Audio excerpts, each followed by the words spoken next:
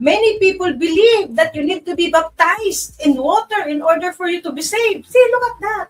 And many people also believe that you need to do speaking in tongues in order to be saved.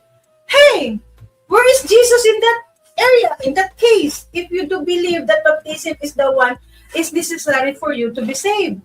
The baptism of the water. See, if you're going to focus on the water, then where is Jesus in that? So water baptism is not about salvation. It's not necessary for salvation. If you want to be baptized in water, know what is your purpose, why you want to do the water baptism. What is the purpose? You should know what is your purpose if you want to go to water baptism.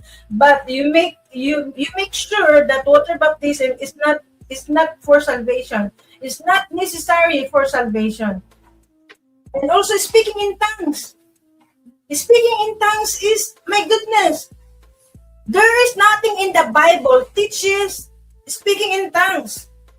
Paul just narratively saying about speaking in tongues, but it doesn't teach that you